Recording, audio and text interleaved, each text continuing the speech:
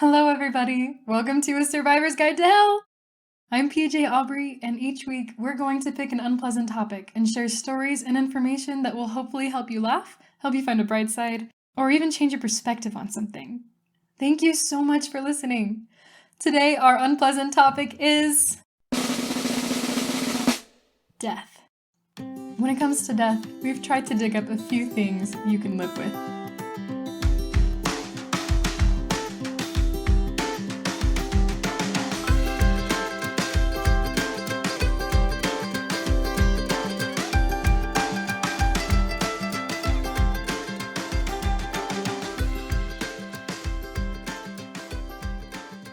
Death. It's one of the most ambitious topics when it comes to finding silver linings. In a 2019 survey asking people about their fears of death, 69% of respondents reported that yes, they feared it to one degree or another. 11% even admitted to the highest degree of fear on the survey, very afraid. The stats are clear. How to find peace with death is a popular question. Let's break this down one more time. 69% of survey participants fear death. 11% fear death very much. 100% will experience death, and 0% will be able to tell us what it's like to kick the bucket long term. Here's another number you may find curious. When asked how much they feared death, 25% of respondents reported they didn't fear death. Not at all. If they've assessed themselves correctly, that means a quarter of the respondents have discovered how to find peace with death. Honesty time? I do fear death. Sometimes a little, sometimes more. It's not the act of dying that scares me. In fact, I hear it can be quite pleasant in the right conditions. It's the after part of afterlife that gets to me, and I wager that many of you can relate. I don't even mind not existing anymore, except the part where I can never see my family again. No more kissing my kids' foreheads, no more holding my husband's hand, no more mommy-daughter hugs. In a scenario where my soul no longer exists, the loss of my family can't hurt me. There's no me to hurt. Logically, the idea of personal annihilation shouldn't bug me. But emotionally, it totally bugs me. What about that 25% of people that claim they have found peace with death? I'll bet that a large portion of those people are religious and have faith in a peaceful afterlife. I'll also bet that a small number of them are lying, or at least don't know the truth about themselves. The remainder are the ones I envy. The ones who have come to terms with confronting the unknown. These are the ones who likely see death as an adventure to be had, or at the very least the most restful sleep one could ask for. Either way, they don't fear the not knowing part. Today, we're dipping our own toes into the topic by covering 3 different ways of thinking about death. I won't attempt to tell you what happens when we close our eyes for good. However, I will share the death traditions of unique cultures that you may find uplifting. I'll share the uncanny stories of John Babacombe Lee and Joseph Samuel, who both escaped near certain death 3 times in the same day. Lastly, we'll sprinkle some scientific stats that may shine a light, if only a little one, on that shadowy valley that so many of us fear. I won't try and guide what you should or shouldn't believe. I won't even tell you what I believe, mostly because I don't know what that is. But somewhere in this podcast on death, perhaps you'll find something you can live with. Ways to think about death. Number 1. Thinking about death from a different culture's perspective. Even if you don't ascribe to their beliefs or traditions, there's still incredible value in learning about other people's way of thinking. At the least, you're a more well-informed member of the human race. At best, you may find something that makes you a better person. Either way, learning about others' customs and lifestyles has something to offer you. That's why we've collected 3 death traditions from different cultures and toted them overseas just for you. The following death traditions are a grab bag of curiosities. As you listen, you may think anything from, well, that's a bit macabre, to, I wish they did that where I live. Either way, each custom has a fresh perspective on death. The coffin lid is open. It's time to peer inside. Here's our first cultural death tradition, Ghana's tradition of fantasy coffins. You've heard of fantasy novels and fantasy football, but what's a fantasy coffin? In Ghana, you may just find yourself giving your final goodbyes to someone being laid to rest in a giant wooden shoe, or perhaps in a carefully crafted crab. Depending on the person, you may even be shedding a tear or two over an enormous, hand-carved chicken coffin. Under that hot Ghana sun, the locals believe that the deceased have even more power than the living. They also believe that the departed continue their vocations even after they've passed. To avoid burying a vengeful relative, it is common for the Ghanaians to fashion an elaborate fantasy coffin for their deceased. Of course, here in the United States, our coffins are a much more formal affair, padded and polished, as if we're traveling to the afterlife in the executive suite. Nothing wrong with that, of course. I just wonder if watching your local chicken farmer laid to rest in a giant bird coffin helps ease the sting of the loss a little bit. According to one of Ghana's visitors, and author of Take Photos, Leave Footprints, funerals in Ghana are not the somber, morbid affairs that so many of us are used to. They are a celebration of life and a toast to the departed. This would explain the bright colors and whimsical shapes of the fantasy coffins. Because they can take so long to make, they're typically commissioned before the departed has actually departed. That means people are picking out their own coffins on a much more regular basis, with infinite possibilities when it comes to theme and design. So, what would you choose?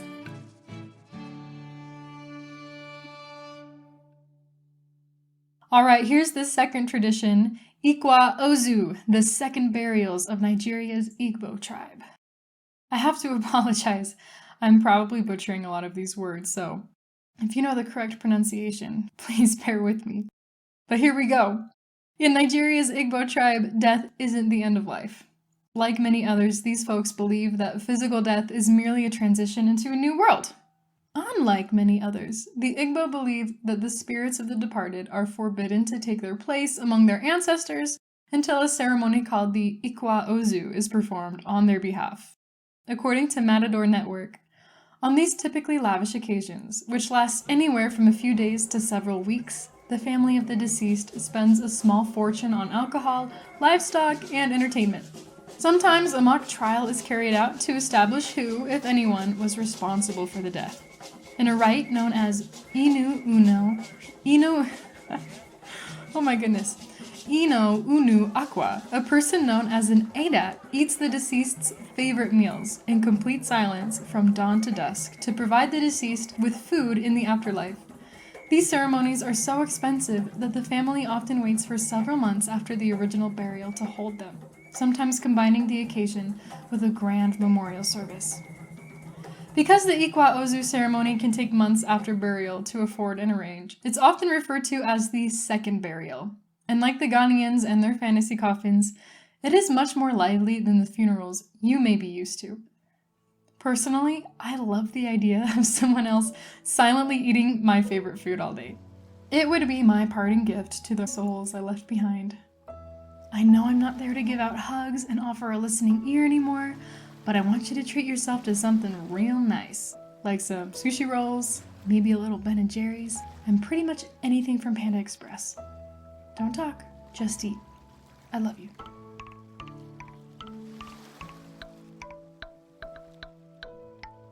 Our third and final cultural death tradition is Madagascar's Famarihana, dancing with the deceased.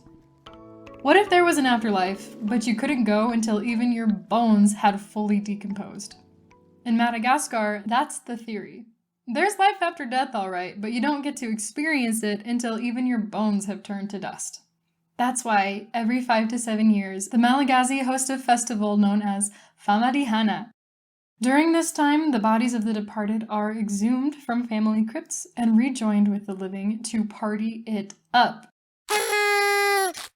They're given fresh burial shrouds, and their loved ones will dance with them, drink with them, and even just chat with them.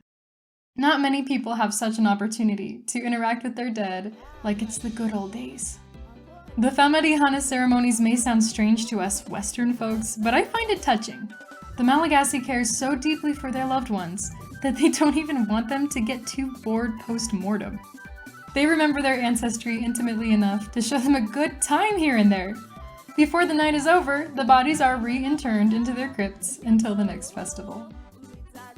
the future of Famarihana does not look as secure as it once had.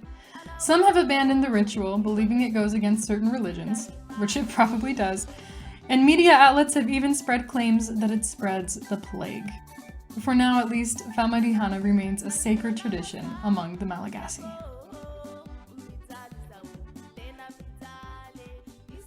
Okay, let's pause for a second. Did you catch that quiet little rumbling noise in the background? That was our microphone picking up paranormal activity. Okay, totally kidding. We tried a new recording technique and there are still some bugs to work out, so bear with us. Okay, back to the show. Alright, that's it for our cultural death traditions. Here's the second way you might think about death differently. Thinking about death as elusive. Not many people think of death as something you can actually outrun. But maybe you can. Temporarily, anyway. Many of us fear death as something that can reach out from under the bed and grab us at any moment. Maybe a tragic accident or an undetected health problem could show up tomorrow and do you in. Sudden death. The following two stories invite this kind of death into the lives of two young men who lived nearly 100 years apart. However, just when death had them trapped in a corner, or in these cases, at the end of a noose, life persevered in the most unlikely ways. Like some of the world's best stories, these accounts are true. Enter Joseph Samuel. Joseph Samuel was only 15 years old when he was sent to Australia for criminal misbehavior. This was in 1795, back when Australia was still home to Britain's penal colonies. In other words, the outback, where Britain shipped a lot of its undesirables. Joseph's crimes were many, but fairly petty. The charge that finally abolished him to the penal colonies was a robbery, something that would likely end in juvenile detention in today's courts. But Joseph Samuel was not one to be confined. The Australian prisons of the time were not super fortresses, but for good reason. They were so far from civilization, most men who dared an escape met their end under the merciless Australian sun, or possibly in the mouth of some of the deadliest creatures on Earth. Not Joseph. He survived his desert journey only to be involved in a domestic robbery where a policeman was killed. According to a 1953 newspaper recounting the incident, his head had been shockingly battered, and the hilt of his cutlass was buried in his brains. Joseph and his cohorts were rounded up, and a frail trial with weak evidence ensued. A modern-day investigator would gawp at the proceedings. One defendant claimed their blood-splattered clothes was due to a recent pig slaughter. Another would explain the presence of blood in his room as part of an incurable nosebleed. Eventually, with shamefully weak evidence, every suspect was acquitted, but Joseph Samuel. Samuel persistently testified of his own innocence through the investigation, all the way until his dying speech at the gallows. He stood with another criminal, who was given a last-minute reprieve right there at the hangman's noose. All the while, Samuel continued to assert his innocence, insisting that another man in the crowd, Simmons, was the true murderer. The local Gazette reported, "Odium and suspicion were attached to Simmons from the very first. Although, from the want of that full insufficient evidence which the law requires, he escaped condemnation, yet he had been arraigned at the arbitrary tribunal of public opinion, and most of the spectators pronounced judgment against him in their hearts. It is not to be wondered then, that a testimony proceeding from the lips of a dying man should at once remove all doubt, if such remained."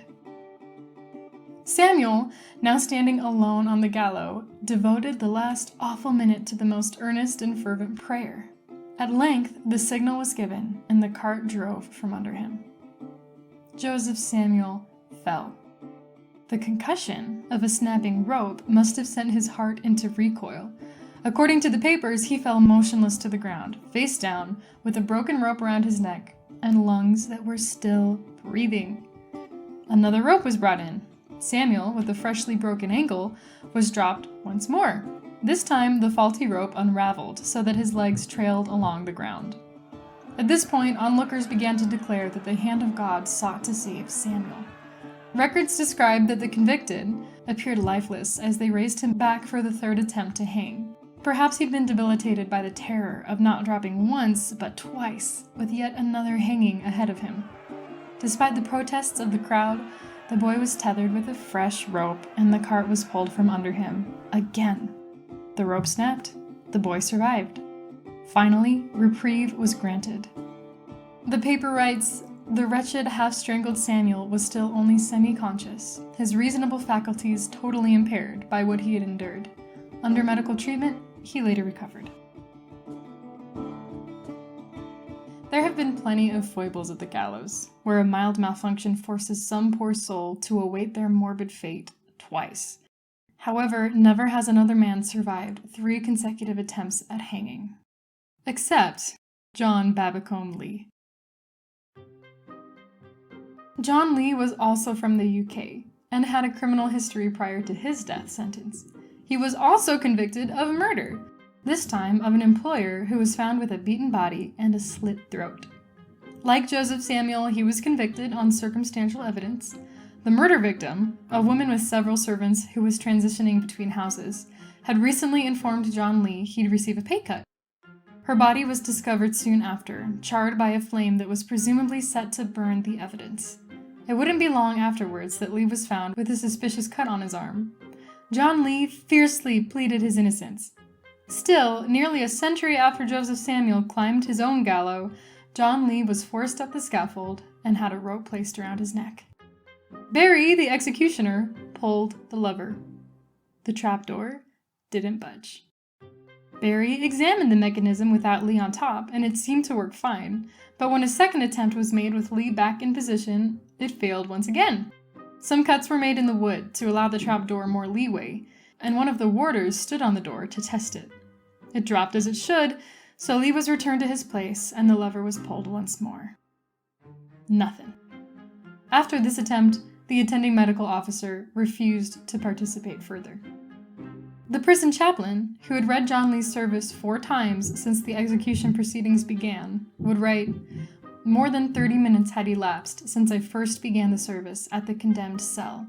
Then, when I saw the helpless confusion that prevailed, the great mental suffering through which the culprit had passed, and the improbability of the scaffold working, I joined with the medical officer in an appeal to the undersheriff to postpone the execution for that day.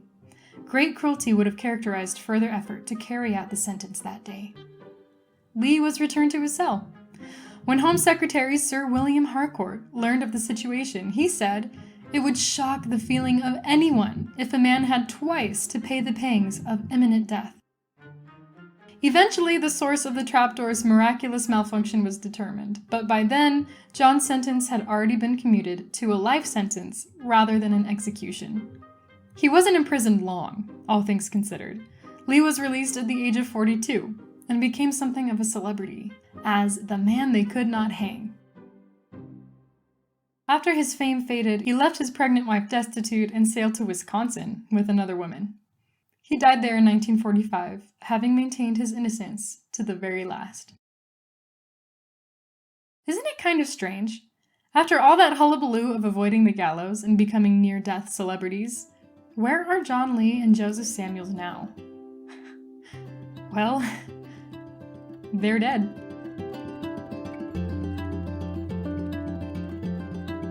Alright, a different way to think about death. Number 3, looking at the afterlife from a scientific perspective.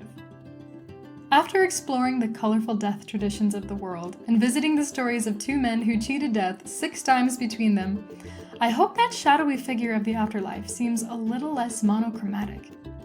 But in case you're not satisfied, my favorite part is coming up. That hopeful slice of science that says, yes. Well, more like maybe. Maybe something comes after this life, and we can actually measure it. The data I'm about to share was drawn straight from an article published in the Journal of the Missouri State Medical Association, which is an award-winning, peer-reviewed publication. The article itself is called NearDeath Experiences, Evidence for Their Reality, by Jeffrey Long. Despite criticism against the article, it offers some compelling arguments for the first phases of life after death.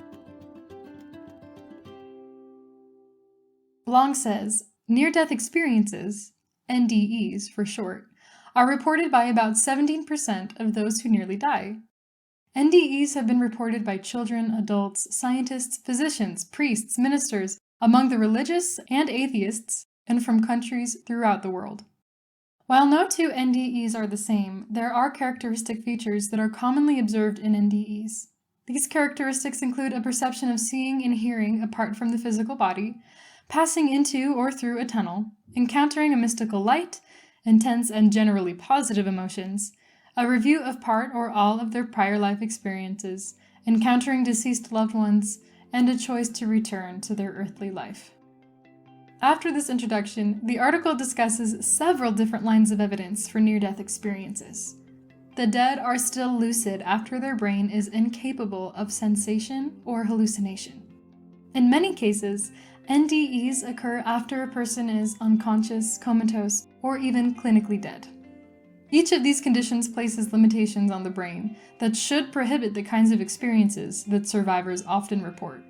Considering NDEs from both a medical perspective and logically, Dr. Long says, it should not be possible for unconscious people to often report highly lucid experiences that are clear and logically structured.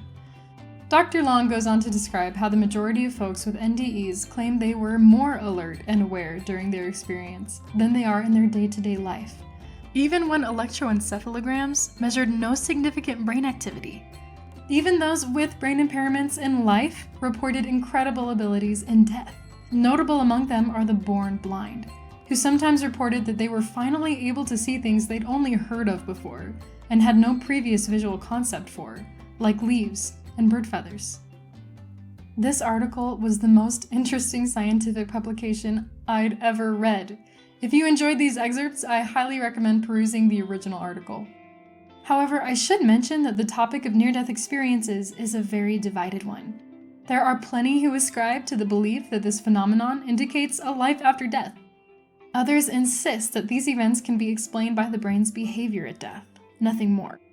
In fact, as I read Dr. Long's article, I saw another publication in my browser's sidebar entitled, "There is nothing paranormal about near-death experiences. How neuroscience can explain seeing bright lights, meeting the dead, or being convinced you are one of them." The arguments of these neuroscientists are very persuasive, and I recommend doing your own research with both sides if you're committed to finding your own beliefs about death. As I mentioned before, I'm not trying to convert anyone into any way of thinking when it comes to dying. It would be hard, after all, when I still don't know what I think about death. Here's what I do know. Death will happen. In fact, it should happen.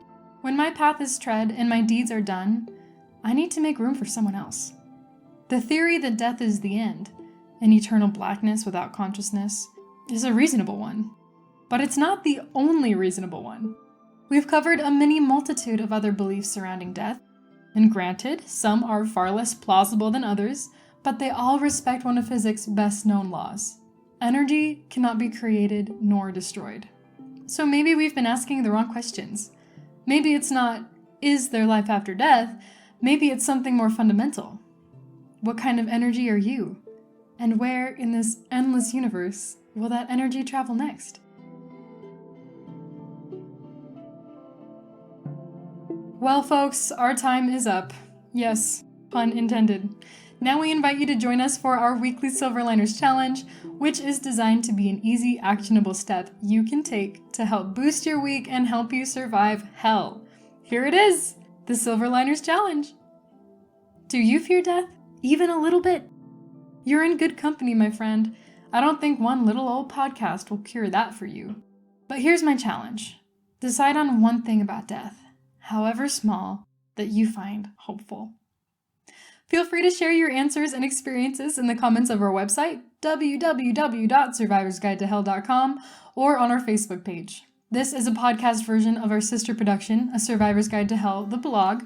This podcast gives you a way to access our content when you're driving, cleaning house, or dancing with your great uncle. But if you'd like to see the videos and pictures that often accompany our posts, like my favorite fantasy coffins, check out our website at www.survivorsguidetohell.com, where you'll also find much more information, including our storytelling code of ethics and information on how to submit your own work. We'd like to thank Zapsplat and the Free Music Archive for today's audio. Listen, we're on a budget. You know the drill. Something about visiting the support page of our website, yada yada yada. Today I just want to thank you for listening. Subscribing to our podcast and staying tuned is the best thing you can do to support A Survivor's Guide to Hell, and it's the best way we can support you. No kidding. Last but not least, our cheesy joke of the week. A man tries to sell a coffin to a customer. The customer says, "The coffin is the last thing I need." You get it?